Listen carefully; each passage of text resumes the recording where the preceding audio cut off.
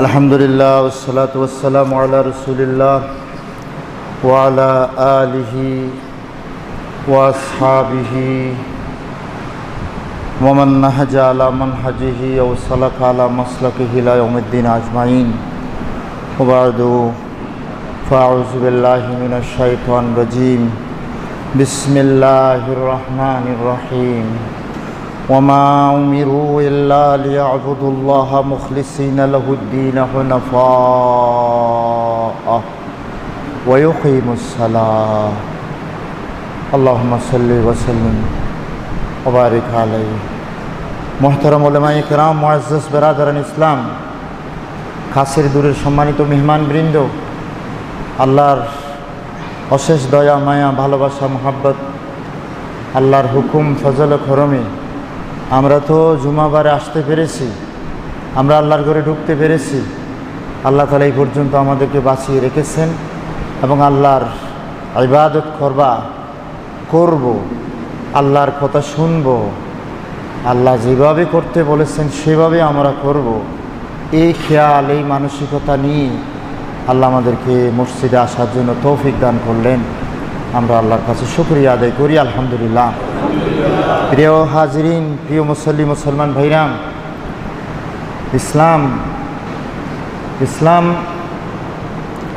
ইসলামের প্রধান শিক্ষা কি?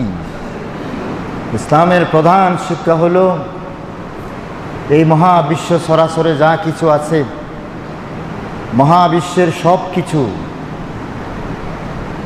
মানুষের জন্য আল্লাহ সৃষ্টি করেছেন। খালাকা লাকুম মা ফিল আরদি জামিআ, এই জমিনে যা কিছু আছে সবই মানুষের জন্য। আবার এখান থেকে আমাদেরকে যখন অন্য জগতে নিয়ে যাওয়া হবে, আখিরাতের যে জগৎ অপেক্ষা করছে, সেই জগতের সব কিছু তো আমাদের জন্য। জান্নাত জাহান্নাম কাদের জন্য? আমাদের জন্য।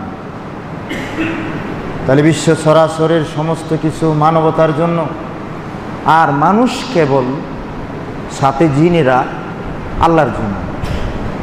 দুনিয়ার সব কিছু আমাদের জন্য, আমরা কেবল আল্লাহর জন্য। এই হলো ইসলামের প্রধান শিক্ষা। ইসলাম আমাদেরকে সেই শিক্ষাই দিল। ওয়ালাকাদ কাররামনা বনি আদমা, আল্লাহ বলেন আমি তো বনি আদমকে সম্মান দিয়েছি। দেখছেন, আল্লাহ বলতেছেন আমি সম্মান দিয়েছি। হায়, আমরা কি সুসম্মান বুঝতে পেরেছি? আল্লাহ যে আমাদেরকে সম্মান দিয়েছেন। হ্যাঁ, ওয়ালাকাদ কাররামনা বনি আদমা। তো আমাদের কাজ কি? আমাদের কাজ ওয়ামা উমিরু ইল্লা লিয়াবুদুল্লাহ মুখলিসিনা লাহুদ্দিন হুনাফা। আমাদেরকে একটি কথাই বলা হয়েছে, শুধু দুইটি কথাও নয়। আদেশ হলো আল্লাহর ইবাদত করব, আমরা শুধুমাত্র আল্লাহর ইবাদত করব। ওয়ামা উমিরু ইল্লা লিয়াবুদুল্লাহ মুখলিসিনা লাহুদ্দিন, একেবারে নিষ্ঠার সাথে, খালেস দিলে, হ্যাঁ, একমুখী হয়ে, শুধু আল্লাহমুখী। আমরা সতর্ক হব নাকি হব না? মাহে রবিউল আউয়াল আসছে, আমাদের আলোচনা নবী কেন্দ্রিক যেন না হয়। আমার নবী, আমরা সারা বছরের জন্য নবী। আমি একটা মুহূর্ত নবী ছাড়া থাকতে পারি না। আমার কোনো উপায় নেই আমার নবী ছাড়া। আমার একজনই রাহবার, আমার পথ দেখানেওয়ালা, তিনি আমার নবী ছাড়া আর কে? নবীর কাছে যদি কিছু অস্পষ্ট লাগে, যদি বুঝতে আমি পারি না, আমার নবী বলে গেছেন আমার সাহাবা ইকরামদেরকে তাকাও, আমার সাহাবীদেরকে তাকাও। সুতরাং প্রিয় হাজিরিন, যে আমাদেরকে শুধু আল্লাহর ইবাদত করতে বলা হয়েছে এবং এই ইবাদত হবে খালেস আল্লাহর জন্য। খালেস মানে আমাদের সমস্ত কিছু আল্লাহর কাছেই আমরা নিবেদন করব, দুনিয়ার কারো কাছে নিবেদন করতে পারি না। বিশ্ব নবীর কাছে কি ওনারা, এই যে সাহাবায়ে কেরামের একদল যে আরজ করেছিল ইয়া রাসূলুল্লাহ, ওই যে কাফের বেদিনেরা যদি তাদের নেতা মুরজুবান, ভাষা হলো মুরজুবান, হাদিস মুরজুবানকে এইভাবে তারা সম্মান করে যে সম্মানের সেজদা পর্যন্ত করে, আপনি আমাদের যে কলিজার নবী, প্রাণের নবী, সব কিছু আপনি, আমার একটু অনুমতি দেবেন না একটু সেজদা করার জন্য? প্রিয় হাজিরিন, সাহাবারা জিজ্ঞাসা করছিল, নবীজি বললেন না। নবীজি এর আগে একটা প্রশ্ন করলেন, উল্টা প্রশ্ন করলেন, আচ্ছা বলো তো, আমি যদি দুনিয়া থেকে চলে যাই আমার কবরকে সেজদা করবা? প্রিয় হাজিরিন, কথাগুলো কেমন মনে হচ্ছে? গল্প বলছি? নবীজি বলছেন আমার কবরে সেজদা করবা? ও আমার মুসলমানেরা, কি পরিমাণ মুসলমান কবর সেজদা করে, কবর ব্যবসা করে। তারপর বলে যে ইয়া রাসূলুল্লাহ, না, আমরা কবরকে সেজদা করতে পারি না। কয় আমি যদি সেজদা করার জন্য কাউকে আদেশ দিতাম তো নারীদেরকে বলতাম তোমাদের স্বামীদেরকে সেজদা করো, সে কথা বলতাম। আমাকে নয়, আমাকে নয়, সেজদা আমাকে নয়। এই সেই প্রাণের নবী আজ নাই, আজকে সেই নবীজি নাই। সেই নবীজিকে নিয়ে যার যা ইচ্ছে তাই করে যাচ্ছে, যা ইচ্ছে করে যাচ্ছে। আল্লাহর নবীকে, নবীর সম্মানের কথা, রবিউল আউয়াল উপলক্ষে আরও কত কিছু। আমি গত জুমাবারে বলছিলাম, এর আগেও বলছি না যে আমি রবিউল আউয়ালের উপর একটা হাদিস কেন পাচ্ছি না? আমি ছোট মানুষ, আমাদের বড় বড় হুজুররা তো পাবেন। আমাদের ওই ডক্টর সাহেব, উনি তো কোরআনের আয়াতে আছে বলতেছে, নবীর জন্মদিবস পালন করা কোরআনের আয়াতে আছে। ওনাকে যখন প্রশ্ন করা হলো নবীজির জন্মদিবস পালন করাটা যদি কোরআনে থাকে, দ্বিতীয় প্রশ্ন করা হলো যে এটা কি সাহাবারা করছেন? আপনারা আমার কথা একটু মনোযোগ দেন। এত বড় আলেমের, ওনাকে আমি শ্রদ্ধা করি, আপনারাও শ্রদ্ধা করবেন। আমি তো সব আলেমকে শ্রদ্ধা করতে বলি, ভুলটা ভুল, বাকিটা গনিমত জানতে হবে। ওনাকে আমি আমার উম্মতের জন্য নেয়ামত মনে করি। উনি বললেন, বাসাটা একটু শুনবেন, দোয়া করবেন। উনি বলতেছেন কোরআনের আয়াতে যেহেতু আছে, সাহাবায়ে কেরামরা করলো কি করলো না এটা দেখার দরকার নেই, ইউটিউবে ঢুকে দেখো। আল্লাহ যেন ওনাকে হেদায়েত করেন, আমিন বলবো না? এটা কি বলছেন আপনি হুজুর? এটা কি আপনি প্রশ্নের উত্তর দিলেন এটা? তৃতীয় প্রশ্ন করা হলো, আমাদের যে 4 জন ইমাম ছিলেন, আমাদের 4 ইমামের ভিতর কোনো ইমাম কি রবিউল আউয়াল উপলক্ষে নবীজির জন্মদিবস পালন করছিলেন? উনি একই প্রশ্নের উত্তর দিলেন এইভাবে, আমি নিজের কানে শুনলাম। উনি বলতেছেন কোরআনের আয়াতে যেহেতু আছে, আসলে তো কোরআনের আয়াতেই নেই, কোরআনের আয়াতে যেহেতু আছে, 4 ইমামে কি করলো না এটা আমার দেখার কি দরকার আছে? আপনারা একটা বুঝুন। আমি বারবার একটা কথা বলি যে আমাদের জন্য একটু দোয়া করুন, আলেমদের জন্য দোয়া করুন। আমরা জাহান্নামের ইন্ধন হব, আমরা জাহান্নামের কাঠ হব। আপনাদের আগে আমাদেরকে জাহান্নামে দিতে হবে। এই প্রশ্নের উত্তরগুলো আপনারা একটু লক্ষ্য করুন। সাহাবায়ে কেরাম করলো কি করলো না দেখতে হবে না?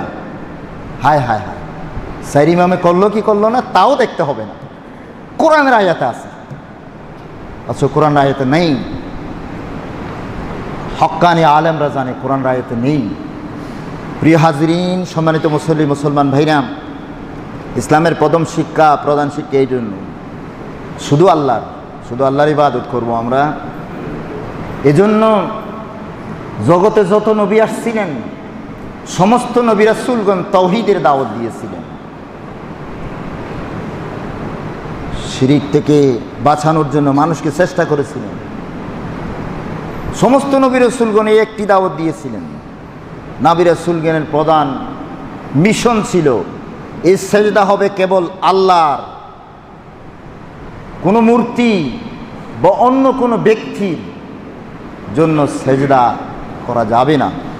সমস্ত নবী রাসূলগণের ভাই, এ পথেই তো মহাপ্লাবন, নূহ আলাইহিস সালাতু ওয়াস সালামের মহাপ্লাবন কেন হয়েছিল বলেন তো? মূর্তি পূজা যখন সর্বত্র ছড়িয়ে পড়ল, তৌহিদবাদীরা পর্যন্ত যখন তো আল্লাহর একত্ববাদ স্বীকার করনে ও আল্লাহরা যখন মূর্তি পূজাকে সম্মান শ্রদ্ধার চোখে দেখা আরম্ভ হলো, তখনই মহাপ্লাবন আসলো, পৃথিবীর বুকে নেমে আসলো। হযরত নূহ আলাইহিস সালামের কথাই বলছি। ইব্রাহিম আলাইহিস সালামের কথা কে ভুলে গেছেন? কেন ওনাকে আগুনের মধ্যে ফেলে দেওয়া হয়েছিল? রাজনীতি, যুদ্ধাপরাধ, বিষয়টা কি? একটাই, মূর্তিকে সমর্থন করতে পারেনি, মূর্তির বন্দনা দিতে পারেনি। ওনাকে শুধু একটু যেতে বলা হয়েছিল, ওনাকে তো মূর্তি পূজা করার জন্য বলা হয়নি। ইব্রাহিম আলাইহিস সালামকে দাওয়াত দেওয়া হয়েছিল সাম্প্রদায়িক সম্প্রীতি রক্ষা করার জন্য, আপনি একটু আমাদের মূর্তির সামনে আসবেন, এটাই তো বলা হয়েছিল। আর কি? যেতে পারেননি, তারপরে উল্টা অন্য কিছু। প্রিয় হাজরিন, হযরতে মুসা আলাইহিস সালামের কথা মনে আছে তো? মুসা আলাইহিস সালামের সবচেয়ে বেশি রাগ কোন দিন উঠছিল? মুসা আলাইহিস সালাম যখন নিজের ভাইকে দায়িত্ব অর্পণ করে চলে গিয়েছিলেন সিনাই পর্বতে, সেখান থেকে আসার পরে দেখা গেল এই মানুষগুলো ভগবানের নামে গরু পূজা শুরু করে দিয়েছে। গরু পূজার ইতিহাস, তখনই তো তিনি রাগ করে ফেলছিলেন। আচ্ছা, রাগটা কীরকম মনে আছে? কোরআনের ভাষা, গল্প নয়। হাতে যে তৌরাত কিতাব ছিল সেটা যে পড়ে গেছে, এমন রাগ এসে গেছে, কিতাব তৌরাত কিতাব ফেলে দিছে। ভাইয়ের জুটি ধরে মার চুল ধরে টানাটানি শুরু করছে। ভাই তুমি কি করলা? এই মানুষগুলো মূর্তির দিকে কেন গেল? তুমি কি করলা? আমি তোমার কি দায়িত্ব দিয়ে গেলাম? কোরআনের আয়াত, তফসির নয়, ব্যাখ্যা নয়। আমার প্রিয় ভাইগণ, এই ছিল নবী রাসূলদের মিশন, ছিল এটাই। এজন্য নবী রাসূলরা বলে গেছেন, আনি আবুদুল্লাহ ওয়াজতানিবুত তাগুত। তাগুতের প্রথম ব্যাখ্যা কোনটা? মূর্তি। তারপরে আরো আরো আরো আনি আবুদুল্লাহ, আল্লাহর ইবাদত করু, মূর্তি থেকে নিজেকে সরিয়ে আনো, মূর্তির সামনে যেও না। ইন্নাকুম মা তা'বুদুনা হাসাবু জাহান্নাম, তোমরা এবং তোমরা যাদের মূর্তি পূজা করো তোমরাই তো জাহান্নামে যাইবে, তোমাদের মূর্তি সহ জাহান্নামে যাওয়া লাগবে। ইন্নাকুম মা তা'বুদুনা হাসাবু জাহান্নাম, জাহান্নামের ইন্ধন তোমরা হোদা। প্রিয় মুসলমান ভাইরাম, মনে থাকবে কিনা জানি না, জানেন অনেকে সবচেয়ে বড় গুনাহ কোনটি? শিরক। সবচেয়ে বড় গুনাহ কোনটি? শিরক। শিরিকের ভিতর সবচেয়ে বড় শিরিক কোনটি? মূর্তি পূজা। এর চাইতে বড় আর শিরিক আর নেই। মূর্তি পূজাই সবচাইতে বড় শিরিক। এজন্য যুগে যুগে নবী রাসূলগণ, আখিরি নবী, আমাদের নবী, প্রাণের নবী, একই মিশন। সেই মূর্তি জন্য নবী রাসূলদের এই কষ্ট হয়েছিল। এত বড় অপরাধ, এত বড় গুনার কাজ, আজকে সেখানে হায় হায় হায়। আপনারা কি বলবেন? আধুনিক শিক্ষার জয় জয়কার, আধুনিক শিক্ষার উদ্দেশ্য সফল হয়েছে। লর্ড ম্যাকলের শিক্ষানীতি সফল, সার্থক। মুসলমানদের মুখ দিয়ে মূর্তি পূজা উপলক্ষে শুভেচ্ছা বিনিময় হচ্ছে। শুভেচ্ছা অর্থটা কি খুব কঠিন শব্দ? এটা বাংলা শব্দ। শুভ ইচ্ছা, তুমি যে কাজটা করতেছ এর প্রতি আমার সমর্থন আছে। শুভ ইচ্ছা, আমার ইচ্ছাটা হলো শুভ, হ্যাঁ আমি শুভেচ্ছা জ্ঞাপন করতেছি। প্রিয় হাজিরিন, কেউ যদি মদ খায় আপনি তাকে শুভেচ্ছা বিনিময় করতে পারবেন? তোমাকে শুভেচ্ছা জানাচ্ছি, কেন করবেন না? অন্যায় কাজ, শুভেচ্ছা কেন দিবেন? প্রিয় হাজিরিন, লর্ড ম্যাকলের শিক্ষানীতি সফল হয়েছে কিনা দেখুন। আধুনিক শিক্ষা সার্থক হয়েছে। ওই যে ইমান হারা একটা জাতি তৈরি করবার কথা ছিল না, চেহারা সুরতে বাঙালি, চেহারা সুরতে হবে মুসলমান, হিন্দু, বৌদ্ধ, খ্রিস্টান, কিন্তু ধর্মহারা একটা জাতিতে পরিণত করা সম্ভব। সুতরাং এত বড় একটি অপরাধের কাজ, সেক্ষেত্রে এই মুসলমানরা শুভেচ্ছা বিনিময় করে। আর এই মুসলমানের সন্তানগুলো বলতেছেন মূর্তি পূজা ভালো লাগে। নাউযুবিল্লাহ পড়ছেন, কয়েকজন মাত্র পড়ছেন না। মেয়র মূর্তি পূজার ঢোল ডাক বুকের মধ্যে নিয়ে মারতে নাকি ওর খুবই আনন্দ লাগে। বলুন মুসলমান জিন্দাবাদ। এখনো মুসলমান আমরা আছি, এখনো আমাদের মসজিদ, এখনো মাদ্রাসা আছে, এখনো মৌলানা সাহেব আছে। প্রিয় হাজিরিন, ডাক বাজিয়ে বাজিয়ে ওর নাকি ভালো লাগে। এমপি মহোদয় পূজার মণ্ডপ উদ্বোধন করবেন। ইসলামের কোনো ক্ষতি নেই নাকি? কোনো ক্ষতি নেই, শুভেচ্ছা দিন। প্রিয় হাজিরিন, সম্মানিত মুসল্লি মুসলমান ভাইরা, লাকুম দীনুকুম ওয়ালিয়া দীনের অর্থ কি এই ধর্মহারা জাতিতে পরিণত হয়ে যেতে হবে? মসজিদে আসলে আলহামদুলিল্লাহ বলবো, আর ওখানে গেলে বন্দনা করব, মূর্তির বন্দনা করবে কোনো মুসলমান? এটার কথা ছিল তো যার যার ধর্ম শেষে পালন করবে নিরাপত্তার সাথে। ইসলাম তো সেটাই বলেছিল, ধর্মকে ছাপিয়ে দেওয়া যায় না। আল্লাহ ছাপিয়ে না দেওয়ার জন্য নিষেধ করেছিলেন। ধর্মহারা জাতিতে পরিণত হওয়ার কথা বলা হয়নি। লাকুম দীনুকুম ওয়ালিয়া দীন। লাকুম দীনুকুম মানে কি? তোমরা তোমাদের সেই মিথ্যা ধর্ম করতেই থাকো, আমরা তোমাদেরকে চাপিয়ে দিতে পারবো না। ওয়ালিয়া দীন, আর আমি আমার দিন নিয়ে আমার জীবন শেষ পর্যন্ত অতিবাহিত করব। তোমরা বলেছ তোমাদের কিছু কাজ আমাদেরকে করতে হবে, আর আমাদের কিছু কাজ তোমরা করবে বলেছ। উত্তর জন্য অপেক্ষা করছিলেন আল্লাহর নবী। আয়াত নাজিল হলো, লাকুম দীনুকুম ওয়ালিয়া দীন, লা আ'বুদু মা তা'বুদুন। তোমরা যেগুলো করতেছো ওখানে আমরা যাব না, ওই কাজগুলো আমরা করতে পারি না। লা আ'বুদু মা তা'বুদুন ওয়ালা আনতুম আ'বিদুনা মা আ'বুদ। কতটা কয়বার ঘুরেছেন আপনারা দেখছেন? কুল ইয়া আইয়ুহাল কাফিরুনের ভিতরে কয়বার ঘুরেছেন? একই কথাটা বলতে গেলে কয়বার ঘুরিয়ে ঘুরিয়ে বলছে, শেষ পর্যন্ত উপসংহারে এসে লাকুম দীনুকুম ওয়ালিয়া দীন। কত বড় গুরুত্বপূর্ণ কথা বলেছেন। তো প্রিয় হাজিরিন মুসলমান ভাইরাম, ঈমান হারা হয়ে যাচ্ছে মুসলমান, তোমার আমার ভাই। সমালোচনা নয়, দাওয়াত আর তাবলীগ নিয়ে সামনে অগ্রসর হন, সে কথা বলার জন্য আপনাদের সামনে কথা বলছিলাম। আমার প্রিয় ভাইরা মুসলমান ভাইরাম, যুগ যুগ ধরে বাংলাদেশ একটা সাম্প্রদায়িক সম্প্রীতির দেশ। আমাদের এই দেশ ছিল, সেইভাবেই ছিল। আমার আগের কথাটা আমি জানি না, আমার জীবনে আমরা সেটাই পেয়েছি। আমরা উলামায়ে কেরামরা সেভাবে আহ্বান জানিয়েছি, যার যার ধর্ম শেষে পালন করতে পারবে। এখানে কেউ বিপরীত কথা বলছে বলে আমার জানা নেই। কেন তারা পূজা করবে সে কথা প্রশ্ন কেউ তুলছেন বলে আমার জানা নেই। এই দেশ শুধু আমাদের, এই কথা কেউ বলছে বলে আমার জানা নেই। আমার প্রিয় হাজিরিন, আর কি চাই? আর কি চাই? এটুকুন কি যথেষ্ট নয়? প্রিয় হাজিরিন, সম্মানিত মুসল্লি মুসলমান ভাইরাম,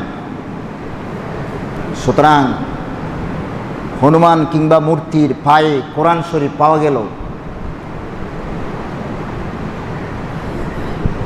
মিডিয়াগুলো আমাদের মাথাগুলোর বক্তব্য শুনলে কি মনে হয়?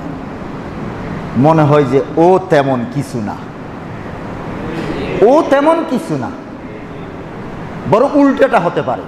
ষড়যন্ত্রমূলকভাবে তোমরাই করেছো। আমি কোনোটা উড়িয়ে দিচ্ছি না, আমি জানি না, কিন্তু একটা কথা, সে কথা কোনটা?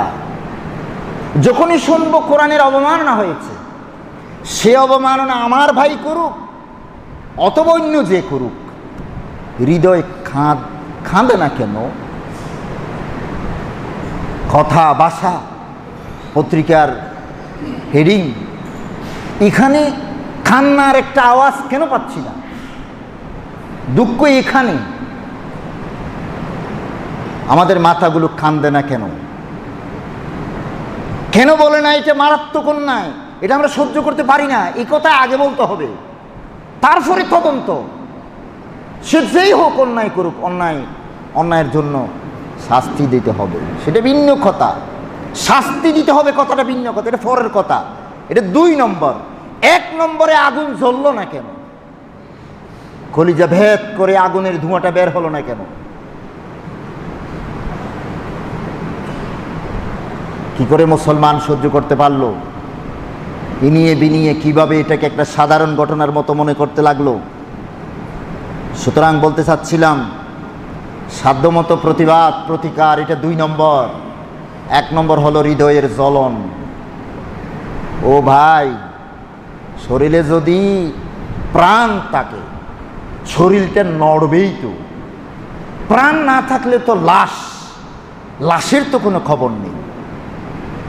সুতরাং সবাইকে আগে 1 লাইন বলতে হবে, মারাত্মক কথা, এই অন্যায় কেন হলো, কারা করলো, তারপরে এবার 2 নম্বর বলো, ষড়যন্ত্রমূলকভাবে করছে নাকি তারা করছে। এরপরে এটাকে কেন্দ্র করে যদি কোনো রকমের বিশৃঙ্খলা অন্যায় কিছু করা হয়, এটা 3 নম্বর। নম্বর ওয়াইজ আসতে হবে। অন্যায় সবই অন্যায়। প্রথম অন্যায়টা দ্বিতীয় এবং তৃতীয় অন্যায়ের সাথে গুলিয়ে ফেললে হবে না। সুতরাং কোরআনের অবমাননা, এই বিষয়ে আরও স্পষ্ট বক্তব্য আসা দরকার ছিল। মিডিয়াগুলো আমাদেরকে হতাশ করে দিচ্ছে, দেবে না। তারা তো ধর্মনিরপেক্ষতার নামে তাদের কাছে ধর্ম কোনো বিষয় নয়, আল্লাহ কোরআন রাসূল কোনো বিষয় নয়, এগুলো জাস্ট একটু ফর্মালিটি আছে, থাক। এই হলো ওদের অবস্থা। সুতরাং সম্মানিত মুসলমান ভাইগণ, হৃদয় আমাদের কাঁদবেই। এক্ষেত্রে অসাম্প্রদায়িকতার নামে কোরআনের অবমাননা, এই বিষয়ে অন্তর না জ্বলা, এটা হলো অসাম্প্রদায়িকতার নামে ধর্মহারা হয়ে যাওয়া।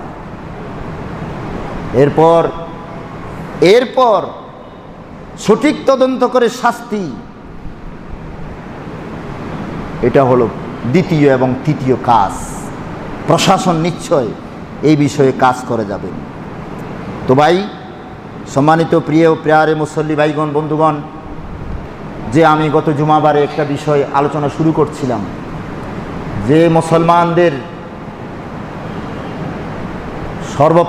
প্রথম ইবাদত হলো আমাদের নামাজ, সালাত।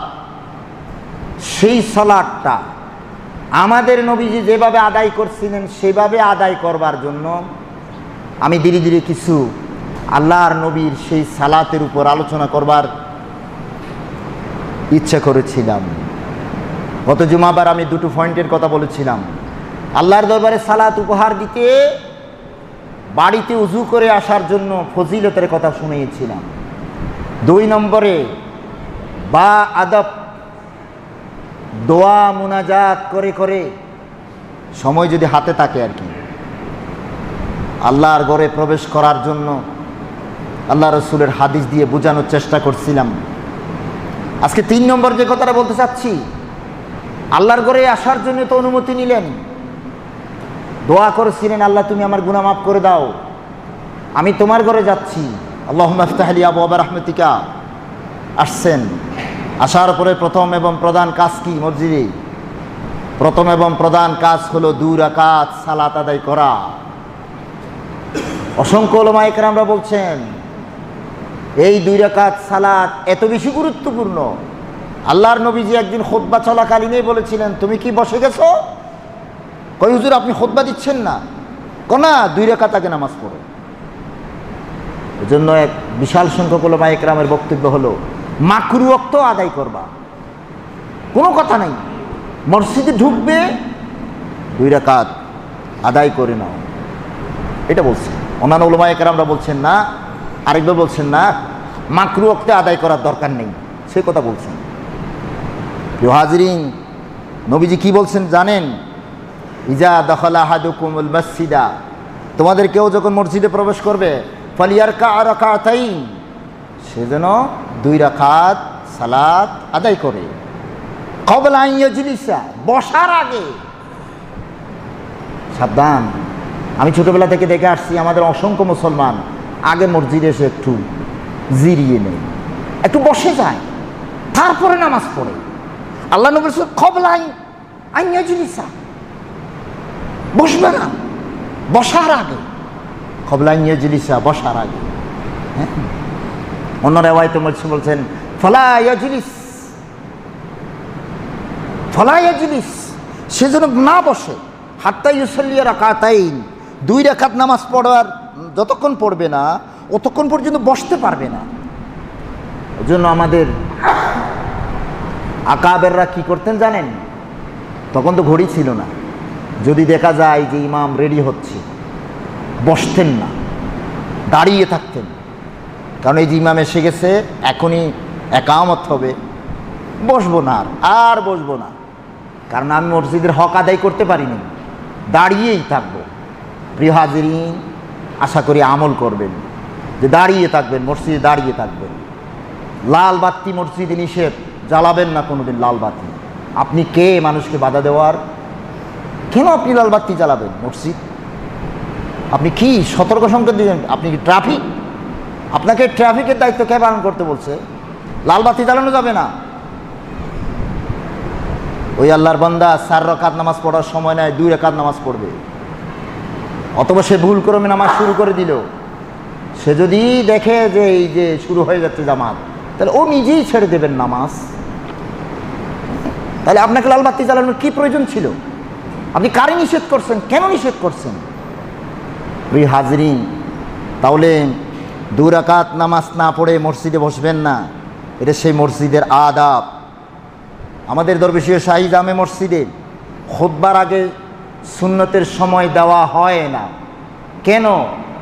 আপনারা জানিয়ে দেবেন, বিশাল গুনাহ থেকে মানুষকে বাঁচানোর জন্য। এই যে মসজিদের আদাব হলো 2 রাকাত নামাজ না পড়ে বসা যাবে না।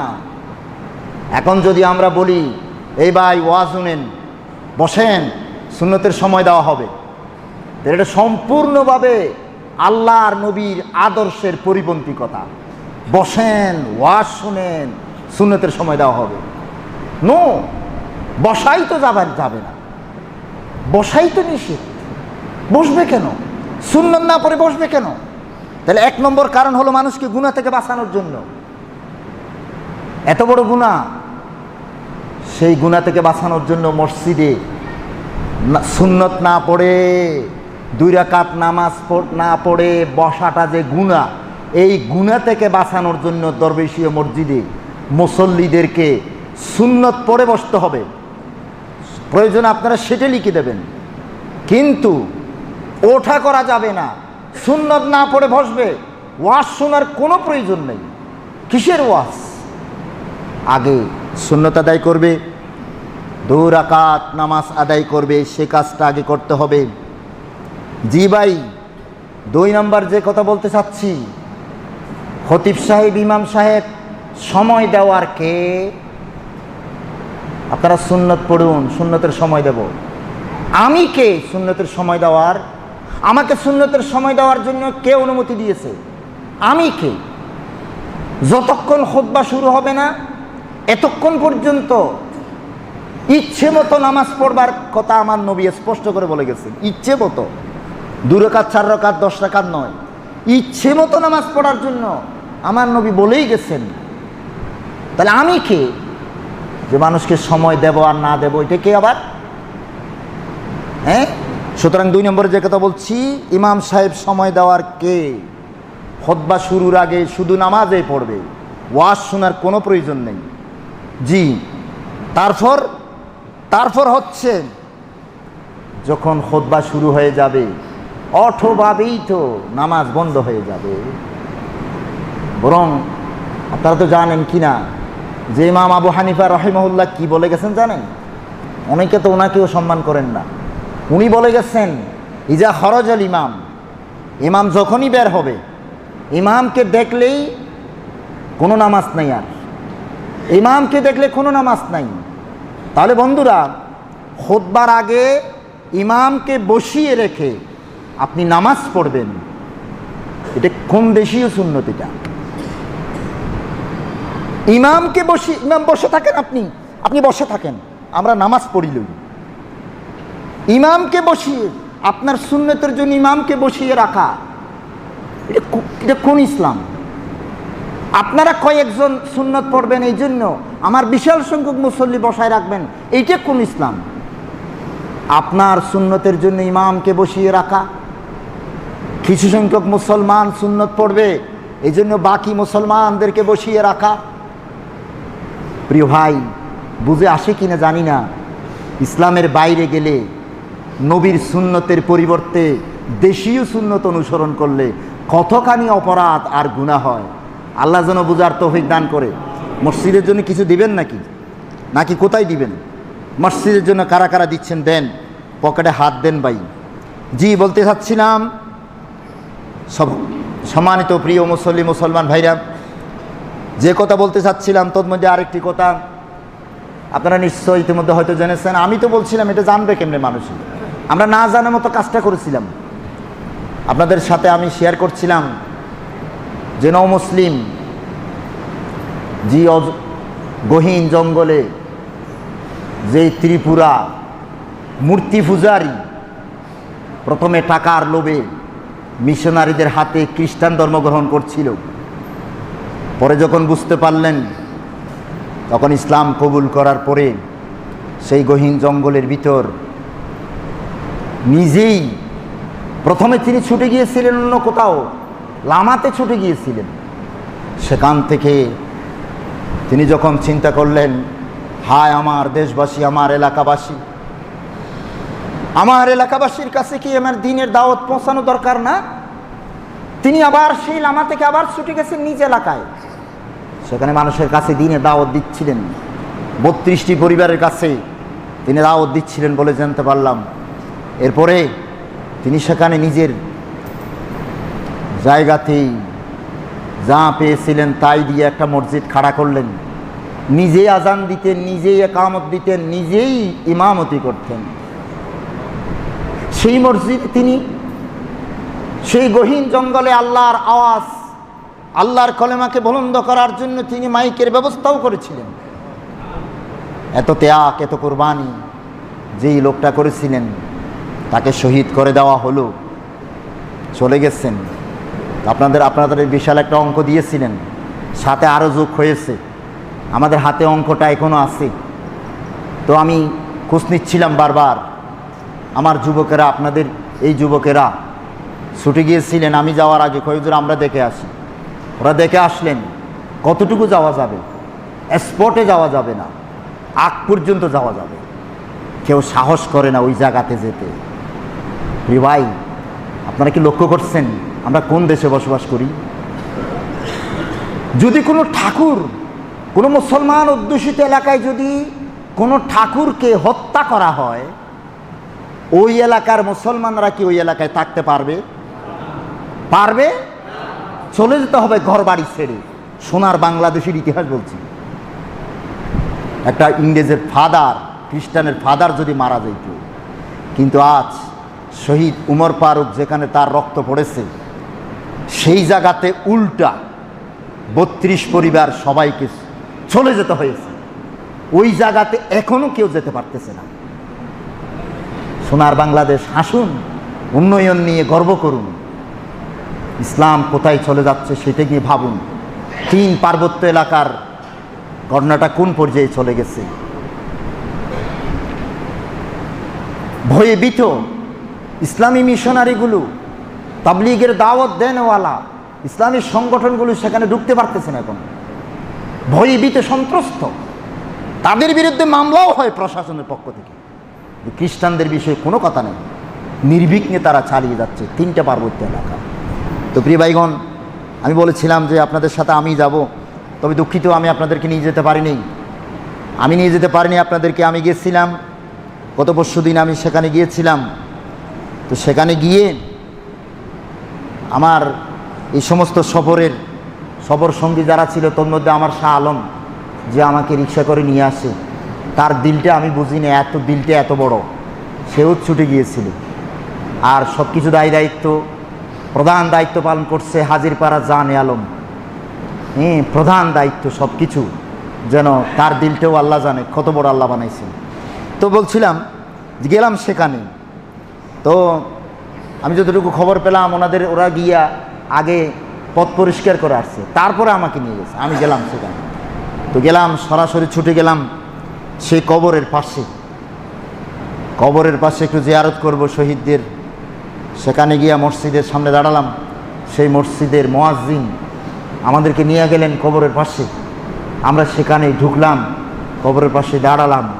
আল্লাহর কাছে বললাম যে তুমি, আল্লাহ শহীদ হতে পারে কিনা জানি না, শহীদের কবরে জিয়ারত করতে আসছিলাম, সেটা যাতে অন্তত বলতে পারি। আল্লাহর নবীজি কোথাও যেতেন না কবর জিয়ারতের জন্য, এই জায়গায় ওই জায়গায় ঘুরতেন না আমার নবী।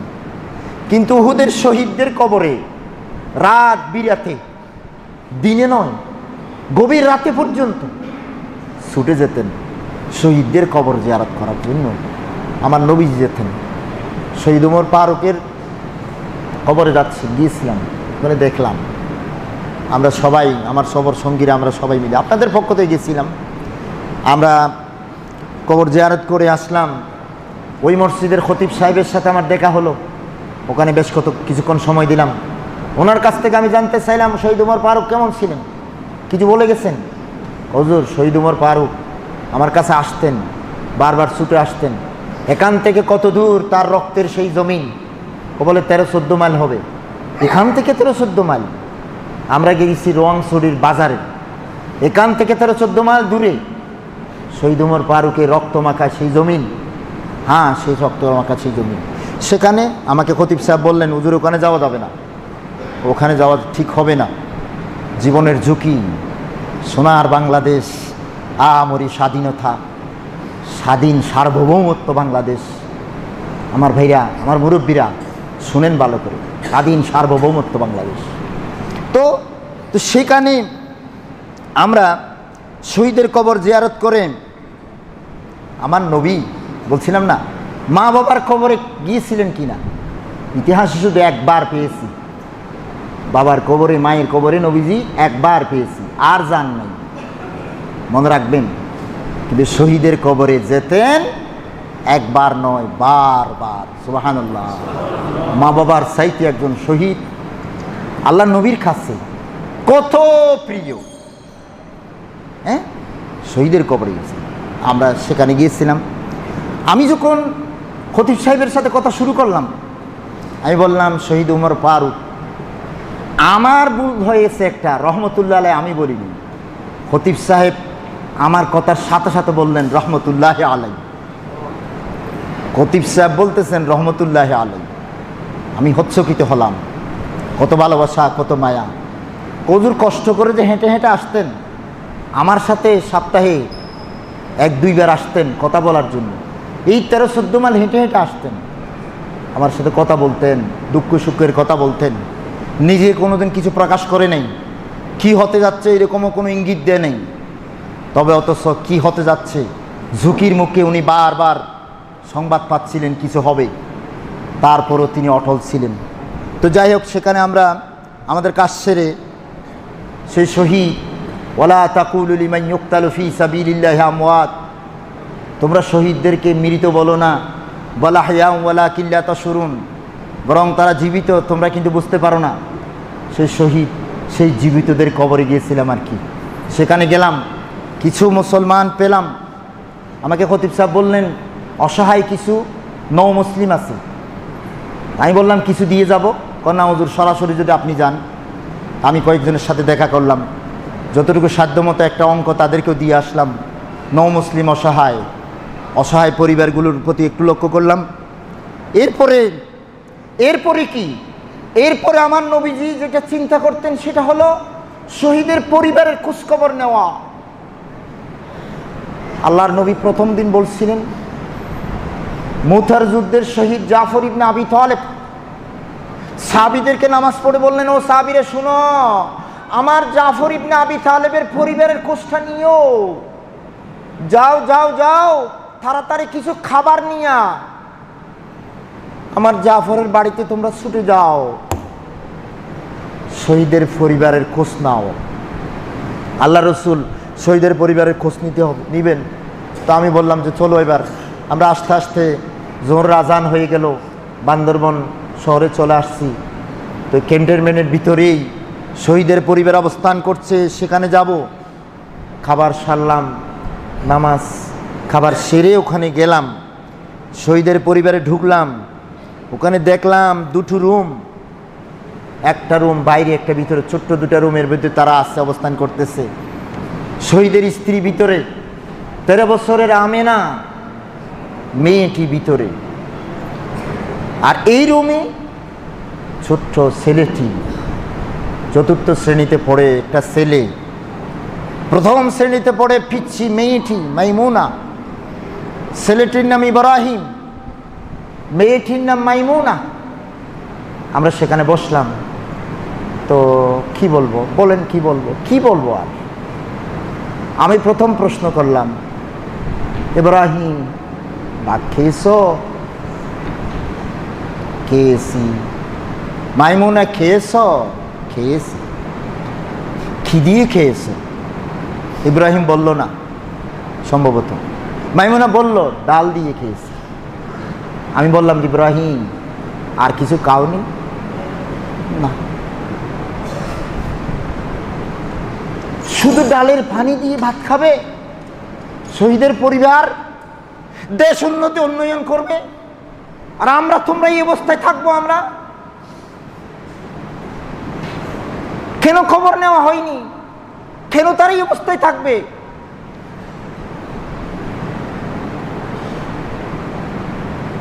ডালের পানি দিয়ে খাবার খাবে? আমরা কত ভালো খেলাম হোটেলে। হ্যাঁ, শহীদের পরিবারের স্ত্রীর সাথে কথা বললাম। বললেন, আপনি কি করেন? আপনাকে চাকরি দেওয়া হয়েছে বলে একটা। কি করেন? তো বলল যে আমি ঘর ঝাড়ু দিই, রুম ঝাড়ু দিই, টুল টেবিল মুছে দিই, কিছু বেতন দেয়। তো বেতনটা দিয়ে কি বাজার করেন নাই কেন? ও বাজার তো, টাকা তো ফুরে গেছে, কথা বলবো। জি ভাই, শহীদের পরিবারের খোঁজ নিয়েছিলাম। আমাকে বেশি আবেগতাড়িত করেছেন। যখন আমি জিজ্ঞাসা করছিলাম আমি আমেনার সাথে কথা বলবো, আমেনা কি করছে জানেন? 13 বছরের মেয়ে পর্দাটাকে এইভাবে ধরছে। হ্যাঁ, আমি তো চেহারা দেখবো না, ছোট্ট মেয়ে, 13 বছরের মেয়ে পর্দাকে এইভাবে ধরছে।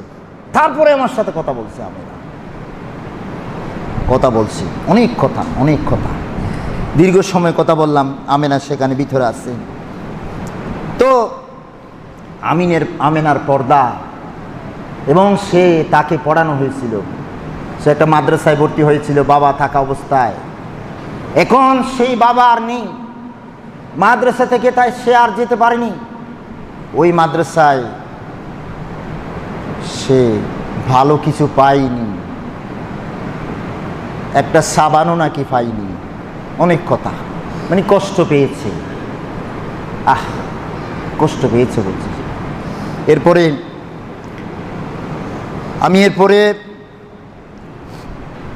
ইব্রাহিম আর মাইমুনার সাথে তো কথা বললাম। তা আমি যখন বললাম যে কি খাবে বলো, তোমরা কি খাবে? মাছ কিনবো নাকি গোস্ত কিনবো? বললাম মাছ কিনবো না গোস্ত কিনবো। পিচ্ছি মাইমুনা বলতেছেন আমি মিষ্টি খাবো। আমার জানে আলম পকেট থেকে একটা 500 টাকার নোট বের করে তারে দিল, পিচ্ছি মেয়েটাকে দিল, মিষ্টি খাইও তুমি। হ্যাঁ, মিষ্টি খাইও তুমি। আমি বললাম তুমি একা খাইবা? সবাইকে নিয়ে খাও। হ্যাঁ, সবাইকে নিয়ে খাবো। এরপরে হঠাৎ করে বলে উঠল বাবাকে দেখতে যাব।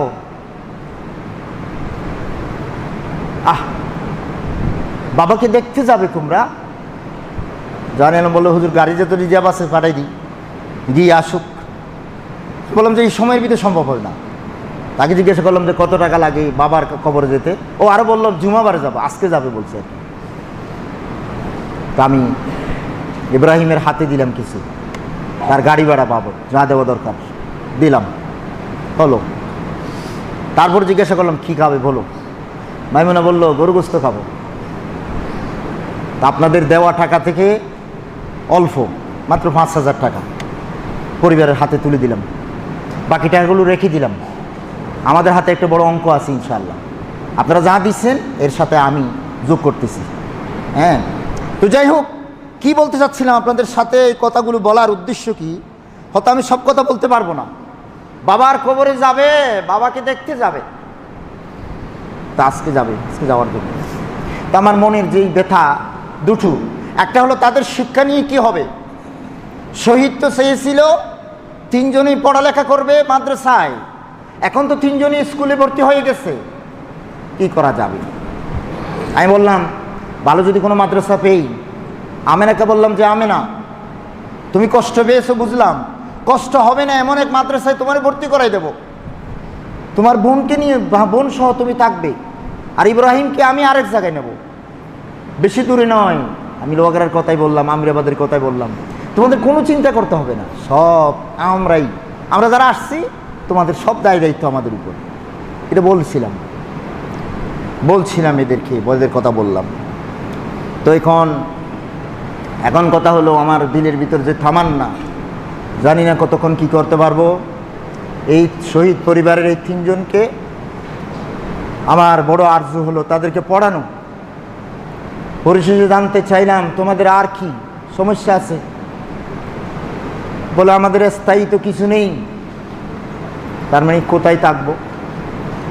এটা তো একদিন চলে যেতে হবে এই রুম থেকে, ওখানে তো আর যাওয়া যাবে না। ও ভাই, আমি বললাম ঠিক আছে, স্থায়ী যদি যেখানে হয় সেখানেই যাবেন। শহীদের স্ত্রী বলল হ্যাঁ যাব। তো এরপরে আমিরাবাদের একজন লোক এখানে আছে, তার ওই ওখানেই সেটেল। এখানে এসে আমরা সবাই মিলে আবার হোটেল হিসাবে বসে ওই দিন সন্ধ্যাবেলা ওর সাথে দেখা হলো। ওনাকে বললাম আপনি যখন ওখানে আসছেন, আর্মি থেকে অনুমতি নিয়ে, সেনাবাহিনী থেকে অনুমতি নিয়ে এই 3 কলিজার টুকরাকে আমাদেরকে দিয়ে দেন, আপনার কিছু করা লাগবে না, সব আমি করবো, আমরা করব, নিয়ে দেন, এই 3টাকে নিয়ে দেন। হ্যাঁ নিয়ে দেন, আমরা ওদের লালন পালন যা করা দরকার সবই ইনশাআল্লাহ আমরা করব, দিয়ে দেন। তো উনি দায়িত্ব নিয়েছেন, দেখি কতটুকু করতে পারে, কতটুকুনি করতে পারেন। তো যখন বললাম যে বাড়ির প্রয়োজন, একটা বাড়ির দরকার আছে, আপনারা লক্ষ্য করুন, ওই হোটেল ইনচার্জে আমরা বলে লাগেন। তখন সেই আল্লাহর বান্দা কি বলে দিলেন জানেন? মুখে কোনো দাড়ি নেই, আমার মতো কোনো মোল্লা নয়।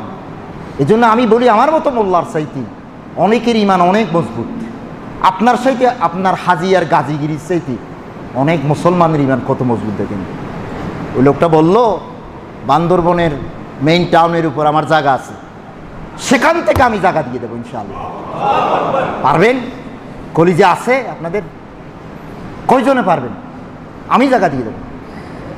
আমি তো না বলতে চাইছিলাম, না বলে তো পারতেছি না। আমার এই জাহানি আলম, তার কলিজাটা কত বড় আমি কিছু বুঝি না। সে হঠাৎ করে বলে দিল হুজুর বাড়িটা আমি করে দেব। আল্লাহ তারে কবুল করুক, আমিন বলুন। আমি কি করব তাহলে? এই শাহ আলম রাত্রে আমারে ফোন দিচ্ছে, হুজুর আমার এক পরিচিত একজন লোক, আপনার এই দুঃখের কথাগুলো বুঝেছি, এই লোহাগাড়ার। সে কি বলছে? সে বলছে শহীদ পরিবারের জন্য আমি 5 ঘন্টা জায়গা দেব। পারবেন? বুক আছে? প্রিয় ভাইগণ, সম্মানিত মুসলমান ভাইরা, একটু সাহসকে বাড়ান।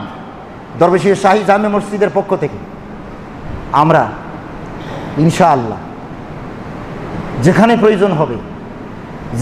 প্রয়োজন হবে সে কাজগুলো যেন করতে পারি, সকলের কাছে দোয়া চাই। আপনারাও সবাই সতর্ক থাকুন। আজকে নাকি বিশ্ব হাত ধোয়া দিবস। হাসবেন নাকি কাঁদবেন? আমরা দিনে 5 বার তো শুধু হাত ধুই না, আমরা তো শুধু হাত ধুই না, আমরা মুখ আর মাথা মুছে করি। আমরা মুখ ধুই 3 বার, প্রতিবারে 3 বার মুখ ধুই, নাক পর্যন্ত ধুই। আর আজকে আমাদের দেশে, গোটা বিশ্বে এখন পালিত হচ্ছে হাত ধোয়া দিবস। তাহলে একটু চিন্তা করেন, মানুষ কত অধমে নেমে গেছে, হাত ধোয়ার জন্য দিবস পালন করতে হয়। আমরা মুসলমান, আত্মহুরু শতরুল ইমান, পবিত্রতা ইমানের অঙ্গ। ওযু গোসলের ক্ষেত্রে আমরা কতটুকু এগিয়ে আছি, তারা কি তা জানে? তারা মনে করে আমরাও তাদের মতো, হাত দুই না। এরপরে অনেক কথা তো আমার রয়ে গেছে, সেগুলো বলার আমার সময় নেই। তবে বকাটে ছেলেদের চুল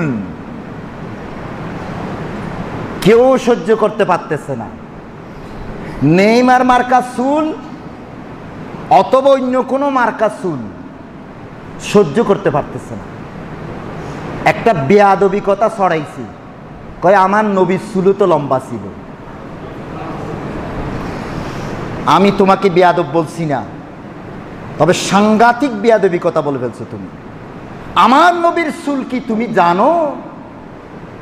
এটা কিরকম তুমি জানো? তুমি আমার নবীর সাথে তুলনা করছো? তোমার চুল তো খ্রিস্টানের চুল। আমার দাড়ি আর রবীন্দ্রের দাড়ি কি সমান? সেও তো দাড়ি রাখছে। সুতরাং যুবকদেরকে বলছি, প্রথমে আমি পেলাম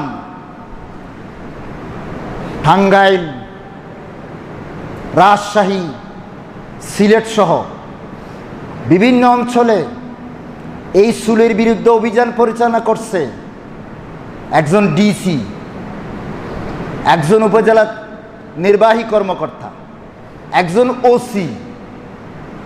এই ব্যাপারে ভূমিকা রেখে যেখানে পেয়েছে ওই ছেলেগুলোকে ধরে নাপিতের কাছে নিয়ে চুল কাটাই দিছে। বাংলাদেশে করছে, আল্লাহ তাদের কবুল করুন, আমিন বলুন। প্রশাসনে করছে। তারপরে একটা স্কুলের সভাপতি অর্ধশত ছাত্রের চুল কাটছে, কেউ কিচ্ছু বলে নেই। রবীন্দ্র বিশ্ববিদ্যালয়ের একজন শিক্ষিকা, সেও চুল কাটছে, তাকে তো গ্রেফতার করা হয়নি। মাদ্রাসার একজন আলেম চুল কাটছে, তাকে সাথে সাথে গ্রেফতার করা হয়েছে। কিছু বলবো না, আপনারাই বলবেন আমরা কোথায় আছি, আমরা কোথায় আছি, কেন কেন তাকে গ্রেফতার করা হয়েছে? যুবকদেরকে বলবো, তোমাদের চুলগুলো ভদ্র চুল রাখো, তোমরা ভদ্র পোশাক পরো, ছেঁড়া প্যান্ট নিয়ে আর চলো না বন্ধু। আমি বলেছিলাম ছেঁড়া প্যান্ট তোমরা যারা রাখো, ছেঁড়া প্যান্ট যদি কিনো, আমি দায়িত্ব নিয়ে বলতেছি তুমি আমার নবীর উম্মত নও। ছেঁড়া প্যান্ট নিও না। চুনতি 19 দিন ব্যাপী কর্মসূচির সিটি নিচে আপনারা খবর পেয়েছেন। সুনতির শাহ সাহেব কেবলা এই 19 দিন ব্যাপী এটা ওয়াজের মাহফিল যে দিয়ে গেছেন, এই ওয়াজের মাহফিলকে গুরুত্ব দিবেন। কে আসলো না সেটা বড় কথা নয়, দিনের কথা হচ্ছে কি না এটাই বড় কথা। যাওয়ার জন্য চেষ্টা করবেন, ওখানে যাবেন, দিনের কথা শুনবেন, খাবারের নিয়তে যাবেন না, পরিবর্তনের নিয়তে যাবেন, আল্লাহর নবীকে জানার জন্য যাবেন, আল্লাহর নবীকে মানার জন্য যাবেন। দুঃখিত আমি আজকেও দেরি করে ফেললাম, আগামী জুমাবারে দেখি আরও আগে পারি কিনা। আস্তে আস্তে এইভাবে দেড়টায় আপনার